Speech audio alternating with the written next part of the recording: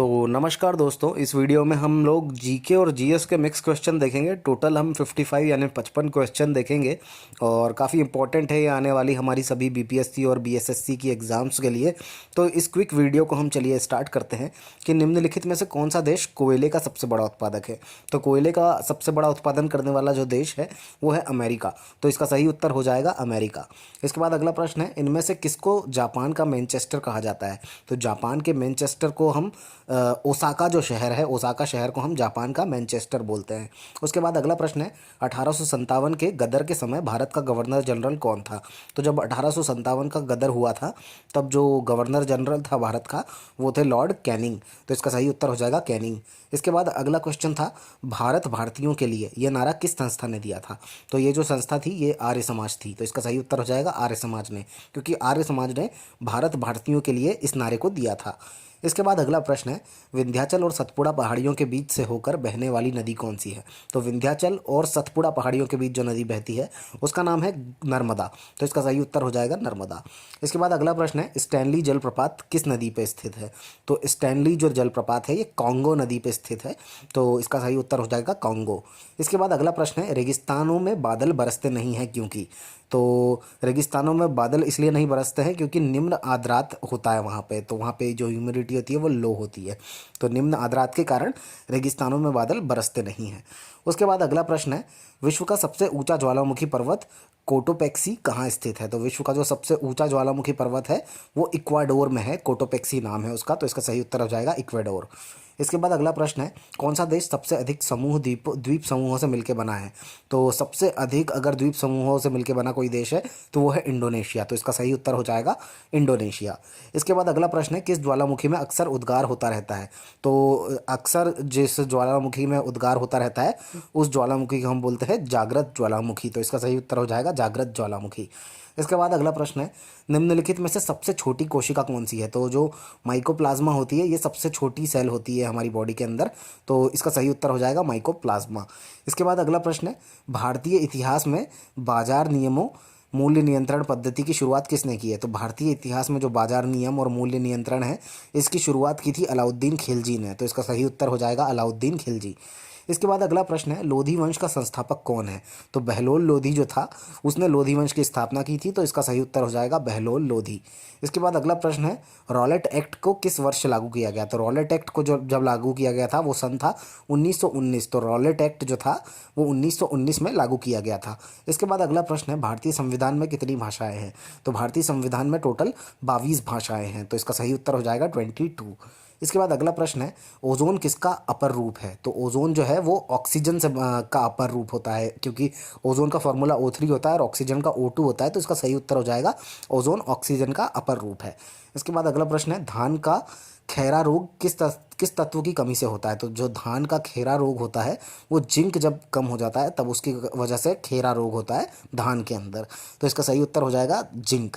इसके बाद अगला प्रश्न है, सबसे व्यस्त अंग कौन सा है। तो जो सबसे व्यस्त अंग होता है वो होता है हमारा हृदय। वो लगातार ब्लड को सर्कुलेट करते रहता है, इसलिए सबसे बिजिएस्ट ऑर्गन अगर कोई हमारी बॉडी में है तो वो है हमारा हार्ट।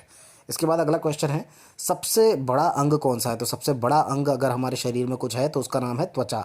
तो हमारी स्किन जो है वो सबसे बड़ा अंग होता है। इसके बाद अगला प्रश्न है, प्रकाश संश्लेषण एवं शोषण का अनुपात कितना होता है। तो प्रकाश संश्लेषण और शोषण का अगर हम रेशियो देखें तो वो होता है 10:1, जहाँ पे प्रकाश संश्लेषण जो रहता है 10 होता है और शोषण जो रहता है वो 1 होता है। इसके बाद हमारा अगला प्रश्न है, केल्विन चक्र कहाँ संपन्न होता है। जो केल्विन चक्र होता है वो स्ट्रोमा में संपन्न होता है।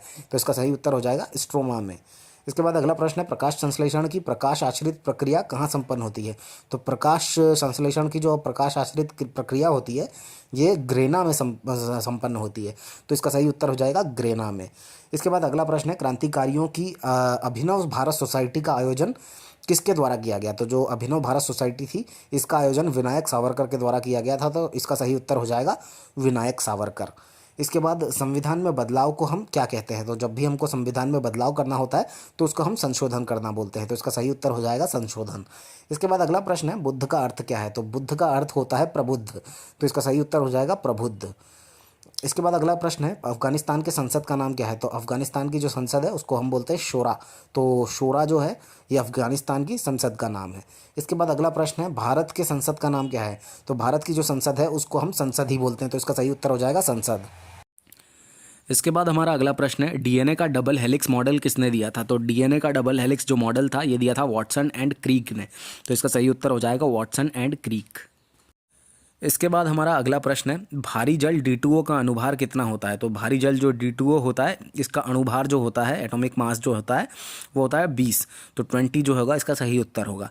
इसके बाद अगला प्रश्न है, प्रसिद्ध पुस्तक आधे अधूरे के लेखक कौन है? तो आधे अधूरे जो पुस्तक लिखी है वो मोहन राकेश जी ने लिखी है, तो इसका सही उत्तर हो जाएगा मोहन राकेश, जिन्होंने आधे अधूरे पुस्तक लिखी है। इसके बाद अगला प्रश्न है, एशियन डेवलपमेंट यानी एडीबी, एशियन डेवलपमेंट बैंक यानी कि एडीबी, इसकी स्थापना कब हुई थी? तो इसकी स्थापना 1966 में की गई थी, तो इसका सही उत्तर हो जाएगा 1966। इसके बाद अगला प्रश्न है हमारा, एंटार्कटिका महाद्वीप का सर्वोच्च पर्वत शिखर कौन सा है? तो एंटार्कटिका महाद्वीप जो है उसका जो सबसे ऊंचा पर्वत शिखर है उसका नाम है ग्रेट बियर झील, तो इसका सही उत्तर हो जाएगा ग्रेट बियर झील। इसके बाद अगला प्रश्न है हमारा, ओजोन छिद्र का निर्माण सर्वाधिक है, तो ओजोन जो होल है वो कहाँ पे सबसे ज़्यादा हो रहा है? तो वो एंटार्कटिका के ऊपर हो रहा है, और उसी के कारण जो बर्फ़ है वो पिघल रही है, तो इसका सही उत्तर हो जाएगा एंटार्कटिका के ऊपर। इसके बाद हमारा अगला प्रश्न है, सीमांत गांधी किसे कहा जाता है? तो सीमांत गांधी जो है ये खान अब्दुल गफ्फार खान जो थे उनको हम सीमांत गांधी भी कहते हैं, तो इसका करेक्ट आंसर हो जाएगा खान अब्दुल गफ्फार खान। इसके बाद अगला प्रश्न है हमारा, वर्ष 2022 में किस स्थान पर कॉमनवेल्थ गेम्स आयोजित किए जाएंगे? तो वर्ष 2022 में बर्मिंघम जो जगह है वहाँ पे कॉमनवेल्थ गेम्स का आयोजन होगा, तो इसका सही उत्तर हो जाएगा बर्मिंघम। इसके बाद अगला प्रश्न है, पहला अध्यक्ष जिसके खिलाफ लोकसभा में अविश्वास प्रस्ताव पेश किया गया था? तो जीवी मावलंकर जो थे उनके खिलाफ पहली बार लोकसभा में अविश्वास प्रस्ताव पेश किया गया था, तो इसका सही उत्तर हो जाएगा जीवी मावलंकर। इसके बाद अगला प्रश्न है हमारा, यूपीएससी की प्रथम महिला अध्यक्ष कौन थी? तो यूपीएससी की जो प्रथम महिला अध्यक्ष थी उनका नाम था रोज मिलियन बैथ्यू, तो रोज मिलियन बैथ्यू जी जो थी ये यूपीएससी की पहली महिला अध्यक्ष थी। इसके बाद अगला प्रश्न है हमारा, किसी वस्तु पर लगने वाला धक्का या खिंचाव क्या कहलाता है? तो किसी भी वस्तु पर जब धक्का लगता है या खिंचाव लगता है उसको हम बोलते हैं बल लग रहा है, तो इसका सही उत्तर हो जाएगा बल। इसके बाद अगला प्रश्न है हमारा, मलेरिया रोग के लिए किस उपयोगी दवा क्यूनिन पौधे के किस भाग से प्राप्त होती है? तो जो मलेरिया रोग जो होता है उसके लिए जो इम्पॉर्टेंट एक दवा होती है जिसको क्यूनिन बोलते हैं, और क्यूनिन का जो पौधा होता है उसकी छाल से इस मलेरिया की जो दवा है उसको हम लेते हैं, तो इसका सही उत्तर हो जाएगा छाल। इसके बाद अगला प्रश्न है हमारा, दूरबीन का आविष्कार किसने किया? तो जो दूरबीन का आविष्कार किया गया था वो गैलीलियो गैलीली के द्वारा किया गया था, जिसका सही उत्तर हो जाएगा गैलीलियो गैलीली। इसके बाद अगला प्रश्न है हमारा, संयोजी ऊतकों का मुख्य कार्य क्या होता है? मुख्य घटक है, संयोजी ऊतक का मुख्य घटक कौन सा होता है? तो संयोजी जो ऊतक होते हैं हमारे कनेक्टिव टिश्यूज़, इनका जो मुख्य घटक होता है वो होता है कोलेजन, तो इसका करेक्ट आंसर हो जाएगा कोलेजन। इसके बाद अगला प्रश्न है हमारा, टेलीविज़न का आविष्कार किसने किया था? तो जो टेलीविज़न का आविष्कार किया था उनका नाम था J.L. बेयर्ड, तो J.L. बेयर्ड जी जो थे इन्होंने टीवी का आविष्कार किया था। इसके बाद अगला प्रश्न है, ऑक्सीकरण अभिक्रिया में क्या होता है? तो इसमें दो ऑप्शन दिए हैं, ऑक्सीकरण का जुड़ना होता है या हाइड्रोजन का जुड़ना होता है। तो जब भी ऑक्सीजन जुड़ती है तो उसको हम ऑक्सीडेशन बोलते हैं, तो इसका सही उत्तर हो जाएगा ऑक्सीजन का जुड़ना, ऑक्सीकरण अभिक्रिया में ऑक्सीजन जुड़ती है। इसके बाद अगला प्रश्न है, गाजर में कौन सा विटामिन सर्वाधिक पाया जाता है? तो गाजर के अंदर विटामिन ए पाया जाता है, तो इसका सही उत्तर हो जाएगा विटामिन ए। इसके बाद अगला प्रश्न है, राष्ट्रीय मानवाधिकार आयोग की स्थापना कब हुई थी? तो राष्ट्रीय जो मानवाधिकार आयोग है इसकी स्थापना 12 अक्टूबर 1993 में हुई थी, तो 1993 12 अक्टूबर में राष्ट्रीय मानव आयोग की स्थापना की गई थी।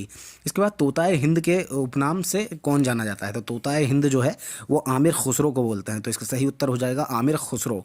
इसके बाद अगला प्रश्न है हमारा, गिरनार पहाड़ियाँ कहाँ स्थित है? तो जो गिरनार की पहाड़ियाँ हैं ये गुजरात में स्थित है, तो इसका सही उत्तर हो जाएगा गुजरात, तो गुजरात में गिरनार की पहाड़ियाँ हैं। इसके बाद अगला प्रश्न है, अंतर्राष्ट्रीय मजदूर दिवस कब मनाया जाता है? तो अंतर्राष्ट्रीय मजदूर दिवस जो है ये 1 मई को मनाया जाता है, तो इसका सही उत्तर हो जाएगा 1 मई। इसके बाद अगला प्रश्न है, एड्स दिवस कब मनाया जाता है? तो एड्स दिवस जो है ये 1 दिसंबर को मनाया जाता है, तो इसका सही उत्तर हो जाएगा 1 दिसंबर। इसके बाद अगला प्रश्न है हमारा, पृथ्वी का सबसे भीतर वाला भाग क्रोड किसका बना होता है? तो जो पृथ्वी का सबसे भीतर वाला भाग है जिसको कि क्रोड बोलते हैं वो लोहे और निकेल से बना हुआ होता है, तो इसका सही उत्तर हो जाएगा लोहा और निकल। इसके बाद अगला प्रश्न है, वायुमंडल में नाइट्रोजन कितने प्रतिशत पाई जाती है? तो वायुमंडल में 78% जो है वो नाइट्रोजन का होता है। तो सबसे ज़्यादा जो वायुमंडल हमारा एटमॉस्फेयर है उसके अंदर नाइट्रोजन पाई जाती है, तो इसका सही उत्तर हो जाएगा नाइट्रोजन, यानी 78%। इसके बाद अगला प्रश्न है हमारा, वायुमंडल में ऑक्सीकरण कितने प्रतिशत पाई जाती है, ऑक्सीजन कितने प्रतिशत पाई जाती है। तो ऑक्सीजन जो है ये 21% पाई जाती है, तो इसका सही उत्तर हो जाएगा 21%। इसके बाद अगला प्रश्न है हमारा, गुरुत्वाकर्षण के नियम का प्रतिपादन किसने किया था। तो गुरुत्वाकर्षण का जो नियम था ये न्यूटन ने दिया था, तो इसका सही उत्तर हो जाएगा न्यूटन। इसके बाद अगला प्रश्न है हमारा, शक्ति का मात्रक क्या होता है। तो शक्ति का मात्रक जो है ये होता है वॉट, तो इसका सही उत्तर हो जाएगा वॉट।